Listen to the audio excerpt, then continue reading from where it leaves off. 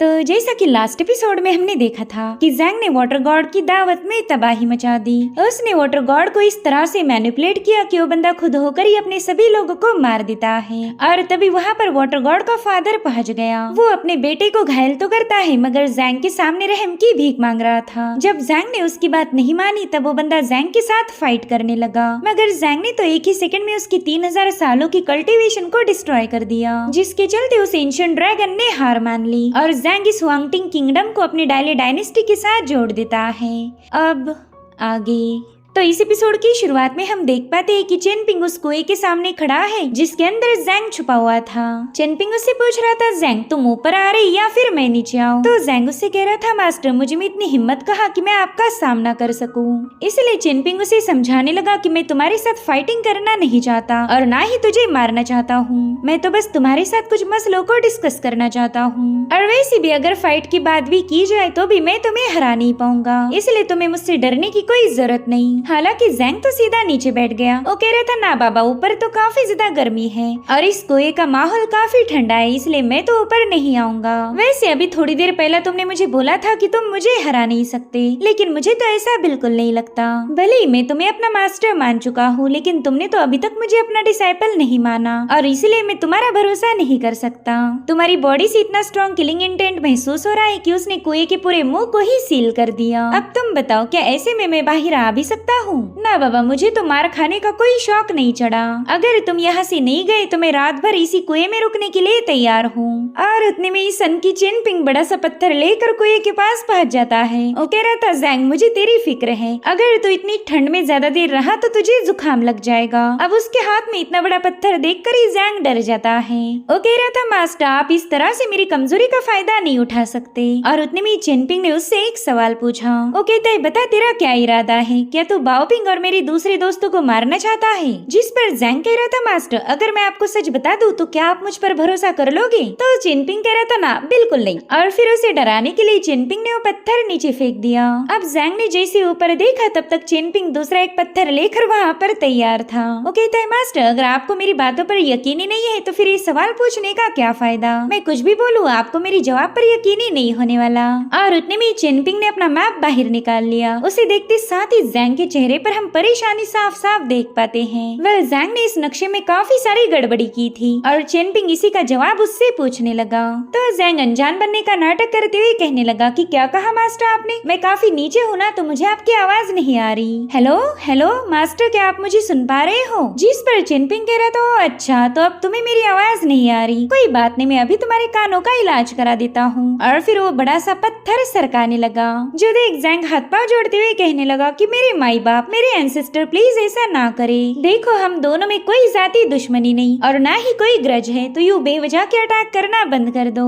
और उतने में चेनपिंग मैप ओपन करते हुए जैंग को बताने लगा कि जैसे ही हम स्मॉल टाउन से बाहर आए हमारी मुसीबतों का सिलसिला शुरू हो गया। हमने न जाने कितने ही सारे लाइफ एंड डेथ सिनारियों को फेस किया, मगर फिर जैसे ही मेरे रास्ते में तुमसे मुलाकात हुई तब से सारी मुसीबतों का आना बंद हो गया। हमने डाली को क्रॉस करके हुआंगटिंग किंगडम में पाँव रखा, मगर ज्यादा कोई खास परेशानी को फेस नहीं किया, जिसके चलते अब मुझे पूरा यकीन हो चुका है कि ये सब कुछ तुम्हारा ही प्लान था। तुम चाहते थे कि मैं तुम्हारे बनाए रास्ते पर चलूं। देखो तुम कौन हो, कहां से बिलोंग करते हो और तुम्हारा क्या मकसद है, इससे तो मुझे घंटा फर्क नहीं पड़ता। मुझे बस एक ही बात से फर्क पड़ता है और वो है मेरे दोस्तों की सेफ्टी। और जहाँ तक मैं समझ पा रहा हूँ तुम उनके लिए बहुत बड़ी थ्रेट हो। तुम मेरे साथ चाहे कुछ भी क्यों ना करो, लेकिन मेरे दोस्तों को नुकसान पहुँचाओगे, ये बिल्कुल भी एक्सेप्टेबल नहीं। जिस पर जैंग कह रहा था कि अगर तुम मुझे अपना डिसाइपल नहीं बनाना चाहते हो तो ठीक है यार, लेकिन तुम बेवजह मुझ पर झूठे इल्जाम तो ना लगाओ। मगर हमारा चेनपिंग तो जैंग की फितरत से अच्छे से वाकिफ है। वो उससे कह रहा था, जैंग मैं पहले से ही जानता हूँ कि तुम शतरंज के माहिर खिलाड़ी हो। अगर तुम कोई बाजी खेल रहे हो तो तुमने शुरुआत से पहले उसका अंत भी निश्चित किया होगा। तुम्हें सब कुछ पता है कि तुम्हारा गेम कैसे शुरू होगा और कहाँ पर जाकर खत्म होगा, इसलिए अब मैं भी शुरुआत से ही शुरू करूंगा। मास्टर रुआन के घर के सामने हमारी पहली मुलाकात हुई थी। उस वक्त तुम्हारा सर्वेंट एक मैप लेकर मास्टर वान के साथ डील कर रहा था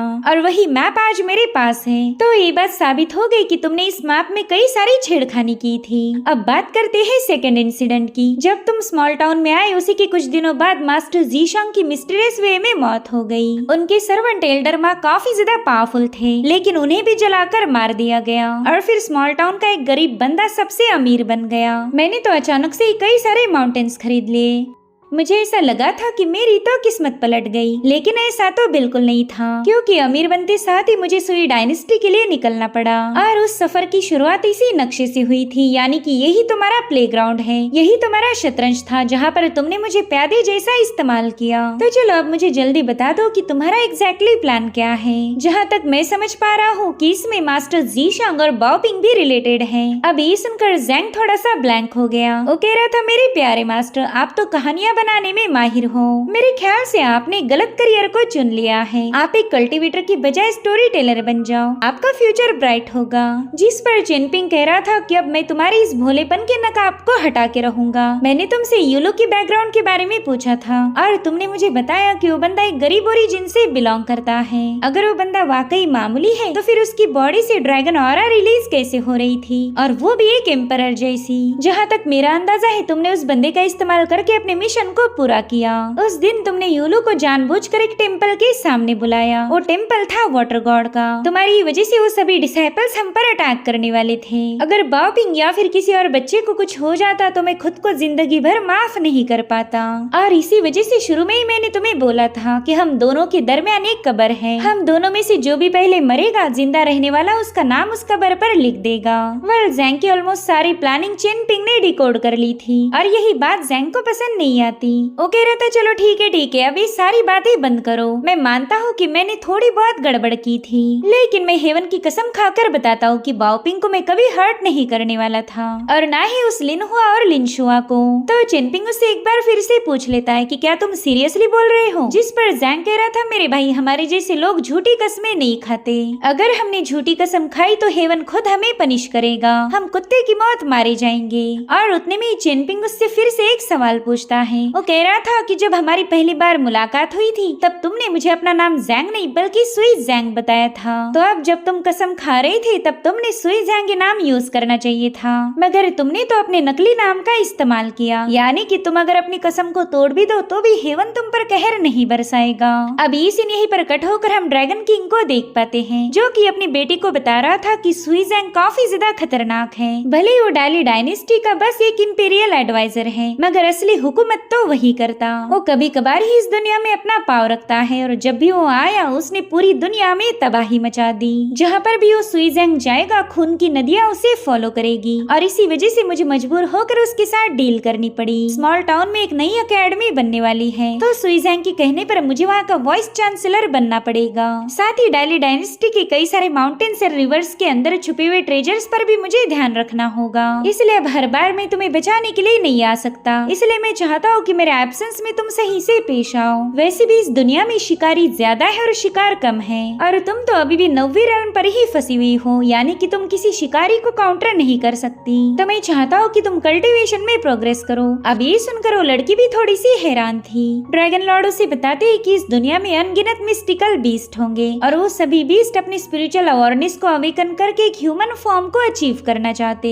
जबकि हम सभी को अच्छे से पता है कि इंसानों जैसा कमजोर कोई नहीं, इनका लाइफ स्पैन काफी ज्यादा कम होता। तो बताओ फिर इसके बावजूद भी हम सभी को इंसान क्यों बनना है? वेल, इसका जवाब तो उसकी लड़की के पास नहीं था। तो ड्रैगन लॉर्ड उसे बताता है कि हजारों सालों पहले एक एंशिएंट गॉड ने वाटर एंड अर्थ का इस्तेमाल किया था। उन दोनों की एसेंस को मिलाकर उसने इंसानों की रचना की, और आगे चलकर वही इंसान उस गॉड की पूजा करने लगे। और फिर उस एंशिएंट गॉड ने इन ह्यूमंस को इतना ज्यादा स्ट्रॉन्ग बना दिया कि फिर उनके पास एक गोल्डन कोर अपीयर हो गई, जिसके चलते वो भी गॉड में तब्दील होने लगे। ये सभी इंसान देवताओं की पूजा करते और फिर देवता उनसे खुश होकर उन्हें ब्लेसिंग देते, और फिर सालों साल ये इबादत का सिलसिला चलता रहा। हम ऊपर वाले से कुछ मांगे और वो हमें दे देता है, यानी कि सिर्फ इंसान ही डिवाइन के सबसे ज्यादा करीब है। वो कल्टीवेशन की ऊंचाइयों को बड़ी ही तेजी के साथ पार कर सकते, लेकिन फिर आगे चलकर इंसानों ने हेवंस पर भी राज किया, और जिसके चलते ये डिवाइन ऑर्डर ब्रेक हो गई, और उसी के बाद से हेवन एंड अर्थ के कई सारे नियमों को बदला गया। अब इंपीरियल कोर्ट ही सभी माउंटेन माउंटेन और रिवर डेटीज पर नजर रखता है। ये इंपीरियल कोड डिवाइन का मुकाबला नहीं कर सकता।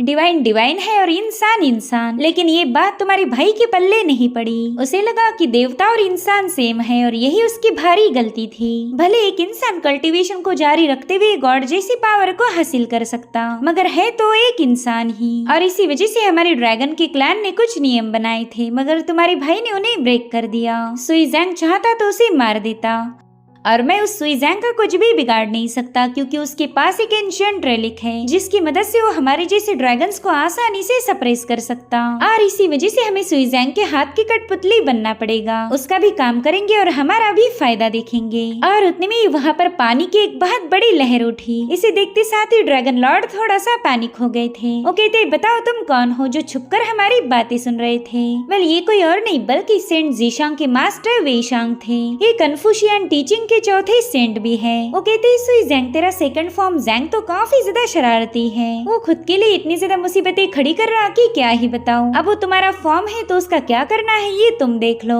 वेल गाइस, ये वाला सीन थोड़ा सा कंफ्यूजिंग है। दरअसल सेंट वेईशांग ने ही ज़ैंग को हमारे चेनपिंग के पास भेजा था ताकि वो चेनपिंग का डिसाइपल बनने के बाद उसके जैसा बिहेवियर अडॉप्ट कर ले, मगर ज़ैंग तो उल्टा चेनपिंग को ही बदलने की कोशिश कर रहा था। और इसी वजह से ज़ैंग ने मैप में कई सारे बदलाव किए थे ताकि वो चेनपिंग को अपने जैसा ही घटिया इंसान बना सके। एक ऐसा इंसान जिसके दिल में रहम की कोई गुंजाइश नहीं, वो सिर्फ अपने फायदे के लिए ही जीता हो। खैर, यहाँ पर वेईशांग ड्रैगन लॉर्ड को बताने लगे कि मैं तो बस यहाँ पर चांद की खूबसूरती को निहारने आया था। मैं अभी यहाँ से चला जाता हूँ, अब मैं तुम्हें बिल्कुल डिस्टर्ब नहीं करूँगा। और उतने में उन्होंने ड्रैगन लॉर्ड से सवाल पूछा कि अगर मैं गलत नहीं हूँ तो तुम दोनों भी फ्लड ड्रैगन्स हो। तो ड्रैगन लॉर्ड तुरंत ही उनके सामने रिस्पेक्ट पेश करते हुए कहने लगे कि हाँ, मैं फ्लड ड्रैगन्स का लॉर्ड हूँ और मेरे ख्याल से आप एक सेंट हो।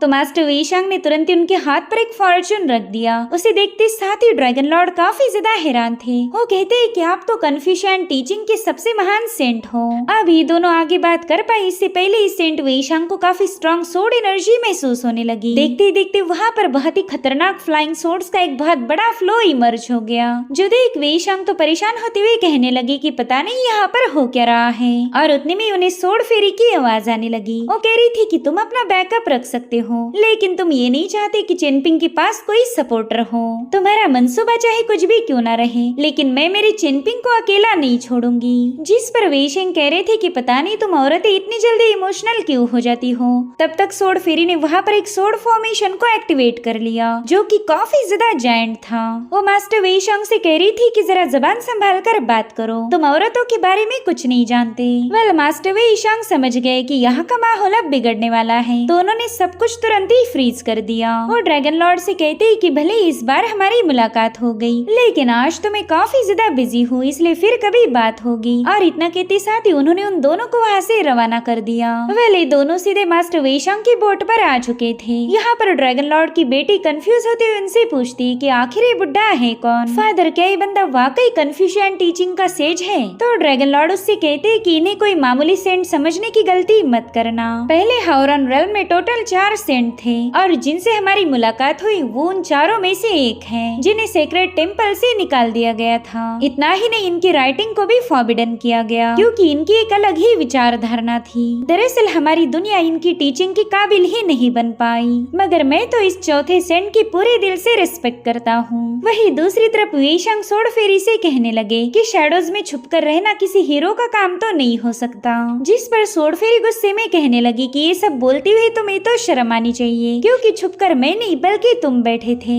मैंने तुम्हारी ऑरा को काफी लंबे अरसे पहले ही भाप लिया था। तुम चेनपिंग के आसपास मंडराते रहते हो। वेल, सोर्ड फेरी की पहचान होते साथ ही सेंट वेईशांग को अपने डिसाइपल ज़ीशांग की याद आ गई और अब हमें सोर्ड फेरी और सेंट ज़ीशांग की मुलाकात दिखाई जाती है, जहाँ पर सेंट ज़ीशांग सोर्ड फेरी के लिए एक स्पेशल लोटस लेकर आए थे। वो सोर्ड फेरी को बताते हैं कि लोटस मुझे स्मॉल टाउन के ट्रेजर से मिला था। अगर आप इसे अपने पास रखो तो आप स्मॉल टाउन से आजाद हो सकती हो। इस लोटस के होते हुए हेवन एंड अर्थ की ग्रैंड ऑर्डर कभी भी आपको डिस्टर्ब नहीं कर पाएगी और ना ही कोई सेंट आपके ऑरा को ट्रेस कर सकता है, यानी कि आप पूरी तरह से आजाद हो। तो सोर्ड फेरी ने भी उस लोटस को एक्सेप्ट कर लिया। वो मास्टर ज़ीशांग से कह रही थी कि तुम्हें तो डर लगना चाहिए, अगर मैं चेनपिंग के साथ रही तो बंदा काफी पावरफुल बन सकता है। पॉसिबिलिटी है कि आगे चलकर वो एक बेरहम कल्टीवेटर बन जाए जिस पर कोई लगाम नहीं लगा सकता।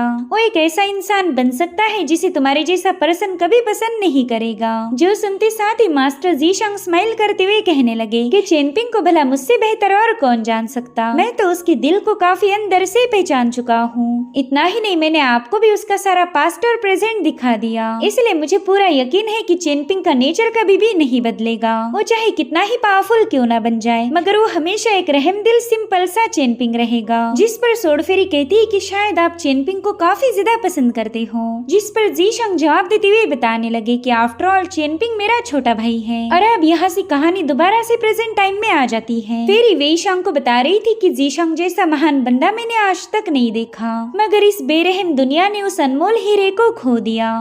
जिस पर वेईशांग बताते हैं कि हाँ, मेरा डिसाइपल जीशंग काफी ज्यादा रहमदिल था। उसकी सोच काफी डिफरेंट थी। उसने हमेशा राइचसनेस पाथ को फॉलो किया। उसका मानना था कि एक जेंटलमैन हमेशा सच्चाई की पाथ पर चलता रहेगा, चाहे उसके सामने कितनी ही मुश्किलें क्यों ना आए, वो कभी अपना सिर नहीं झुकाएगा। मगर अफसोस मेरा डिसाइपल इस जर्नी को पूरा नहीं कर पाया। और उतने में ही सोड फेरी ने उनसे सवाल पूछा कि क्या आप चेनपिंग के मास्टर हो? तो वेईशांग उससे कहते हैं कि तुम यूँ समझ लो कि मैं उसका आधा मास्टर हूँ, अभी तक पूरा मास्टर नहीं बन पाया। देखो, मेरी बात को समझो, अगर चेनपिंग ने सुईजैंग को मार दिया तो काफी बड़ा मसला होगा और मुझे कुछ भी करके चेनपिंग को रोकना है। इसलिए अगर तुम मेरे रास्ते से हट जाओ तो तुम्हारी बहुत बड़ी मेहरबानी होगी। हालांकि सोड फेरी तो एक बहुत ही जिद्दी स्पिरिट है। वो चेनपिंग के अलावा किसी के बाप की नहीं सुनती। वो मास्टर वेईशांग से कह रही थी कि अगर तुम्हें चेनपिंग को रोकना है तो पहला इस सोड एरी को ब्रेक करना होगा। मेरा बेटा चेनपिंग ऐसे ही किसी को अपना मास्टर नहीं बनाएगा। मैं तुम्हारी काबिलियत को देखना चाहती हूँ। चलो फिर साबित करो कि तुम मेरे चेनपिंग के मास्टर बनने के लायक हो या नहीं। जो सुनकर मास्टर वेईशांग थोड़े से हैरान थे। वो सोड फेरी से पूछते कि बच्ची, क्या तुम जानती भी हो मैं कौन हूँ? जिस पर सोड फेरी जवाब देते हुए कहने लगी कि ऑफ कोर्स मैं आपके बारे में जानती हूँ। आप कन्फ्यूशन सीक्रेट टेम्पल के चौथे मास्टर हो। सीनियर वेईशांग, मैंने आपकी काफी सारी तारीफें सुन रखी है, लेकिन जब भी चेनपिंग किसी मसले में इन्वॉल्व होगा मैं उसमें इंटरफेयर करूंगी।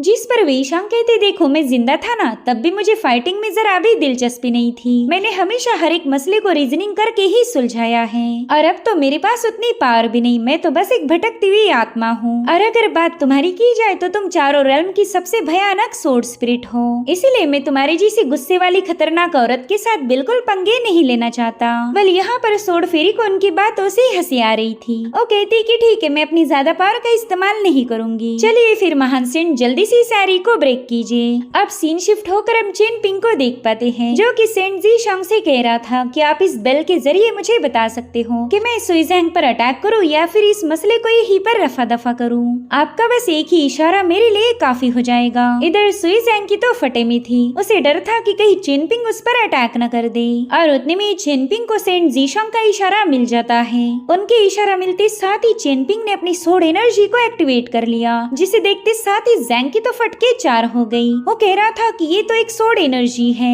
ऐसी एनर्जी को मैंने आज तक विटनेस नहीं किया था। और उतने में चेनपिंग ने उस बड़ी खतरनाक सोड एनर्जी के साथ जैंग पर अटैक करना शुरू कर दिए। तो जैंग भी इस सोड एनर्जी को काउंटर करने के लिए अपने एक मिरर को बाहर निकाल लेता है, जो कि काफी ज्यादा पावरफुल आर्टिफैक्ट था। दोस्तों, आपके दिल में सवाल आ सकता है कि आखिर जैंग इतना ज्यादा पावरफुल है, फिर वो चेनपिंग की सोड एनर्जी से इतना क्यों डर रहा? वेल, जैंग के डर के पीछे एक रीजन है। दरअसल इस सोड एनर्जी सोड फेरी ने ही चेनपिंग को गिफ्ट की थी और आज वो इसी का इस्तेमाल करके जैंग नाम के थ्रेट को हमेशा के लिए एलिमिनेट करना चाहता। जैंग उससे कह रहा था कि मुझे तो लगा था तुम एक हीरो हो, लेकिन तुम में तो एक कौड़ी की भी अकल नहीं। तुम तो बेवजह ही मुझ पर अटैक कर रहे हो। मेरे ख्याल से सेंट जीशंग को भी अपनी गलती का एहसास हो चुका होगा कि उसने एक गलत बंदे पर भरोसा किया। वेल, उसकी बातें सुनने के बावजूद भी चेनपिंग अपने हमले को नहीं रोकता, बल्कि वो तो अपनी बॉडी में मौजूद सारी सोड जी को उस पर बरसा रहा था, जिससे वो पूरा इलाका शेक होने लगा। इधर जैंग कह रहा था कि ये सोड एनर्जी मेरी बॉडी को बिल्कुल भी टच नहीं होनी चाहिए, वरना इतनी हैंडसम बॉडी पूरी तरह से बर्बाद हो जाएगी। इतना ही नहीं, इससे तो मेरा मेन फॉर्म भी घायल हो जाएगा। इनफैक्ट मेरी जान भी जा सकती है। और इसी वजह से जैंग अब चेनपिंग पर काफी ज्यादा भड़क गया। वो कह रहा था कि अपने अटैक को यहीं पर रोक दो, और अगर तुम इसे जारी रखना चाहते हो तो तुम्हें इस बात की तसल्ली करनी पड़ेगी कि मैं तुम्हारे हाथों मारा जाऊं, क्योंकि अगर मैं गलती से भी जिंदा बच गया फिर तो मैं तुम्हारी लंका लगा दूंगा। चाहे तुझे खत्म करने के लिए मुझे अपना आधा लाइफ स्पैन ही गंवाना क्यों ना पड़ जाए, मैं तेरे टुकड़े टुकड़े कर दूंगा, तेरी सोल को शैटर करूंगा। तो खुद से ही सवाल पूछेगा कि आखिर तो इस दुनिया में पैदा ही क्यों हुआ था। वेल जैंग की बातें सुनकर तो चिनपिंग ने अपने सोड एनर्जी के फ्लो को और भी ज्यादा बढ़ा दिया।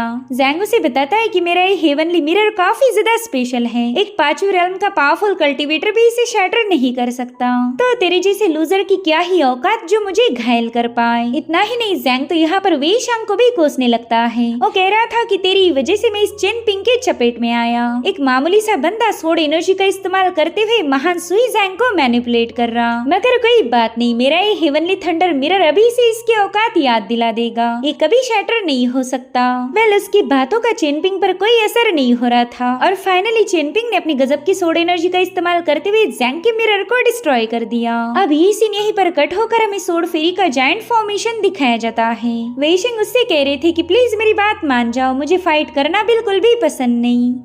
जिस पर सोड फेरी कुल अंदाज में कहने लगी कि अगर आप फाइट करना नहीं चाहते तो फिर मेरे हाथों क्रश हो जाओ, मैं समझ जाऊंगी कि आप मेरे बेटे चिनपिंग के मास्टर बनने के लायक नहीं थे। और इतना कहते साथ ही सोड फेरी ने अपना सोड फ्लो उनकी तरफ रिलीज कर दिया, जिसके चलते वेई शांग भी मजबूर होकर अपनी पावर्स को एक्टिवेट कर देते हैं। वेल वेई शांग एक कन्फ्यूशियन सेज थे, यानी कि लिटरेचर के सेंट, तो उनके वेपन कोई सोड या हैमर नहीं बल्कि उनके लेटर्स थे। उनकी गोल्डन और ब्लैक कलर की इंक धीरे धीरे एक्टिवेट होती हुई सोड फेरी के सभी सोर्ड्स को डिस्ट्रॉय करने लगी। इन दोनों महान कल्टीवेटर्स का ये मुकाबला वाकई देखने लायक था। वेई शांग ने नोटिस किया कि सोड फेरी तो बिल्कुल भी पीछे हटने के लिए तैयार नहीं, तो उन्होंने अपनी एनर्जी का एक बहुत ही भयानक फ्लक्चुएशन रिलीज किया, जिसके चलते सोड फेरी की कई सारी तलवारें डॉज हो गई। इतना ही नहीं, मास्टर वेई शांग ने अपने आसपास एक बहुत ही बड़ी शील्ड फॉर्म कर ली, जिसकी पावर से ही सोड फेरी की तलवारें बेजान होकर नीचे गिरने लगती है। हालांकि सोड फेरी ने उन्हीं तलवारों का इस्तेमाल करते हुए दोबारा से एक फ्लो क्रिएट कर लिया, जिससे वेई शांग की शील्ड की धज्जियां उड़ गई थी। और अब सोड फेरी ने अपनी एक जायंट सोड को फॉर्म कर लिया, उसके साथ लाखों करोड़ों दूसरी फ्लाइंग सोड्स भी मौजूद थी और ये सब की सब वेई शांग की तरफ आगे बढ़ती हैं। वेल वेई शांग एक कन्फ्यूशियन सेंट थे, इन्हें हराना बिल्कुल भी आसान नहीं। उन्होंने अपने एक पावरफुल लेटर को काफ करते हुए सीधे उस हेवी सोड पर हमला कर दिया।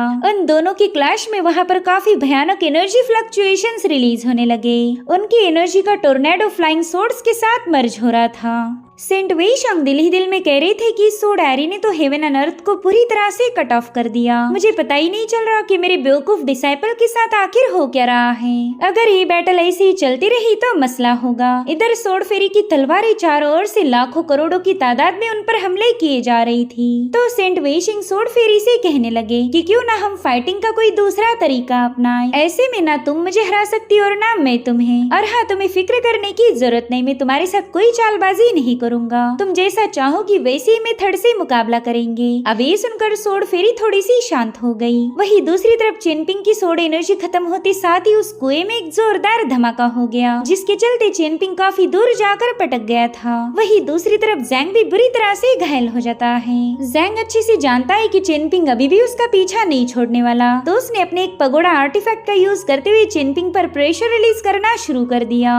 वो गुस्से में कह रहा था कि आज तक मुझे कभी किसी ने इतना जलील नहीं किया जितना कि इस चिनपिंग ने किया है। चिनपिंग, तूने मेरे साथ जो कुछ भी करा है मैं उसका 1000 गुना ज्यादा वापस करूंगा। और उतने में चिनपिंग ने दोबारा से अपनी एक और सोड एनर्जी की स्ट्राइक का इस्तेमाल किया। उसने जैंग के पगोड़ा की धज्जियां उड़ा दी थी। वो जैंग से कह रहा था कि जब तक मैं जिंदा हूँ तब तक तू मेरे दोस्तों का कुछ भी बिगाड़ नहीं सकता, और अब चल मरने के लिए तैयार हो जा। और यहाँ पर चिनपिंग की बॉडी में जितनी भी सोड एनर्जी बाकी थी उसने वो सारी की सारी जैंग पर रिलीज कर दी। यहाँ पर जैंग उससे कह रहा था कि शायद तू भूल गया, तूने मेरे से 2000 सिल्वर टेल्स उधार लिए थे। पहले मेरा कर्जा तो चुका, बाद में मारने का देखा जाएगा। और अब यहाँ पर जैंग अपने एक टैलिस्मान का इस्तेमाल करते हुए चिनपिंग की सोड एनर्जी को काउंटर करने लगा। वेल ये एक प्रोटेक्टिव टैलिस्मान था, जिसमें से कुछ गोल्डन हैंड रिलीज होते हुए चिनपिंग की सोड एनर्जी को संभालने लगे। जैंग चिनपिंग से कहता है कि तेरी इस बेवकूफी की वजह से मेरा काफी बड़ा नुकसान हो गया और इसका खामियाजा तो तुझे भुगतना होगा। वहीं पर चिनपिंग को फील हुआ कि अब उसकी सोड एनर्जी खत्म होने की कगार पर है। और उतने में चेनपिंग को सोड फेरी की कई बातें याद आती है। उसने चेनपिंग को बताया था कि अपने माइंड और हार्ट को हमेशा रिलैक्स रखो। साथ ही लियांग की बताई 18 स्टेप टेक्निक भी उसे याद आने लगी। तो चेनपिंग उसी का इस्तेमाल करते हुए अपने सोड एनर्जी के फ्लो को कम करने लगा। और अब जैसे ही चेनपिंग ने अपनी सोड एनर्जी का कंट्रोल गेन किया, वो तुरंत ही जैंग पर हावी हो जाता है। वेल, इन दोनों में हमें एक बहुत ही भयानक मुकाबला देखने को मिला, जहाँ पर चेनपिंग का ऑफेंस जैंग के डिफेंस पर भारी पड़ गया। इन दोनों ने अपना सब कुछ दाव पर लगा दिया था और फाइनली इस मूव में चेनपिंग की जीत हो गई। जैंग का गोल्डन टेलिस्मान भी ब्रेक हो चुका था, मगर तब तक वो अपना एक और मिरर उठा लेता है। हालांकि उसकी भी धज्जियां उड़ गई और फाइनली चेनपिंग की सारी तलवारें जैंग के अंदर घुस चुकी थी, जिसमें जैंग बुरी तरह से घायल हो गया। मगर यहाँ पर एक मसला हो गया। जैंग की बॉडी पर एक सील सेटअप किया था, जो कि चेनपिंग की तलवारों ने हटा दिया है। यानी कि अब सुई जैंग अपनी असली पावर का इस्तेमाल कर सकता है और इसी की वजह से वो काफी ज्यादा खुश हो गया। वो चेनपिंग से कहता है कि आज तो हेवन भी मेरा साथ दे रहा, आज ये सुई जैंग तुझे जरूर से सबक सिखाएगा। और अब यहाँ पर वो अपने गोल्डन लेटर्स का इस्तेमाल करते हुए एक जोरदार एक्सप्लोजन कर देता है। तब तक चेनपिंग की सारी सोड एनर्जी खत्म हो गई थी। वो चेनपिंग को बताने लगा कि जिस जीशांग को तू अपना मास्टर मानता है, वो मेरा जूनियर था, उसे मैंने काफी कुछ सिखाया है, यानी कि मैं उससे भी ज्यादा टैलेंटेड हूँ। मगर फिर भी तूने मेरे जैसे महान सेंट को चैलेंज किया। आखिर तेरे जैसे लूजर की इतनी जुर्रत कैसे हुई? सच बताओ तो थोड़ी देर पहला मैं तुझे मारना चाहता था, लेकिन अब मैं ऐसा नहीं करूँगा। मैं तुझे एक नए सांचे में ढालने वाला हूँ। मैं तुझे जिंदा रखूंगा और तू मेरे जैसा बनने पर मजबूर हो जाएगा। तो उसी रास्ते पर चलेगा जिस पर मैं चला हूँ। अगर तुझे लगता है कि मैं एक ईवल हूँ, तो फिर तू भी एक ईवल बनेगा। तू जीशांग का डिसाइपल है ना, लेकिन असली डिसाइपल तू मेरा बनेगा। सबसे पहला तो मैं बाओपिंग को मारना चाहता हूँ, ताकि तू उसकी मौत का जिम्मेदार खुद को समझे। और इतना कहते साथ ही सुई जैंग ने कुएं से बाहर छलांग लगा दी। अब सीन शिफ्ट होकर हमें चेनपिंग की उड़न सोड दिखाई जाती है, जो कि अपने आप उसके बास्केट से बाहर आ गई। वहीं पर चेनपिंग और सुई जैंग अब आमने सामने थे। यहाँ पर सुई जैंग ने अपनी तलवार का इस्तेमाल करते हुए चेनपिंग पर हमला कर दिया। यहाँ पर चेनपिंग ने फैसला लिया था कि वो शेकिंग द माउंटेन फिस्ट का इस्तेमाल करेगा, और वाकई चेनपिंग की ये फिस्ट काफी ज्यादा भयानक थी। इधर उस उड़न सोड से एक छोटी सी स्पिरिट बाहर आ जाती है। उसे देखते साथ ही बाओपिंग की तो नींद उड़ गई। उसने देखा कि ये बच्ची एक ड्रैगन क्रिस्टल को हासिल करना चाहती है। साथ ही उस बच्चे ने कुछ लेटर्स का इस्तेमाल करते हुए बाओपिंग को बता दिया कि चेनपिंग को तुम्हारी जरूरत है। इधर सुई जैंग और चेनपिंग एक दूसरे का मुकाबला कर रहे थे, और तभी बाओपिंग ने सीधे जाकर उड़न सोड का इस्तेमाल करते हुए जैंग की सोड को दूर फेंक दिया, जो देखते साथ ही जैंग सीधे बाओपिंग को खत्म करने के लिए आगे बढ़ता है। मगर उतने में वो जेड क्रिस्टल चमकने लगा और उसमें से महान सेंट जीशांग की सोल बाहर आ जाती है। जैंग तो उन्हें देखते साथ ही काफी ज्यादा हैरान था, और उतने में सेंट जीशांग उससे कहते हैं कि दोबारा कोई चालबाजी मत करना, वरना मैं तुम्हें एक मामूली सा मॉर्टल बना दूंगा। और फिर उनके जेड ने सीधे जाकर जैंग को सप्रेस कर दिया, जो देख बेशरम जैंग कह रहा था चलो ठीक है यार, इस बार मैं हार मान लेता हूँ। अब उसे घायल देखते साथ ही चेनपिंग सीधे अपनी तलवार लेकर उस पर अटैक करने रवाना हो गया। यहाँ पर वो छोटी सी स्पिरिट उसे रोकने की पूरी कोशिश कर रही थी, मगर वो चेनपिंग की स्पीड को बीट नहीं कर पाती। अब इससे पहले कि चेनपिंग अपनी तलवार जैंग के आर पार घुसा पाए, उसकी तलवार को सेंट वेई शांग ने रोक लिया और उसे पीछे की तरफ पुश करते हुए कहने लगे कि अच्छा तो तुम हो मेरे होने वाले डिसाइपल। वहीं पर बाओपिंग पैनिक होते हुए चेनपिंग को बता रही थी कि देखो आपके पीछे एक भूत खड़ी है, जो सुनकर सोड फेरी की हंसी छूट गई। वो चेनपिंग से कहती है कि आज दोबारा हमारी मुलाकात हो गई। और इसी के साथ एपिसोड यहीं पर एंड हो जाता है। Thank you so much for watching. Bye bye, take care.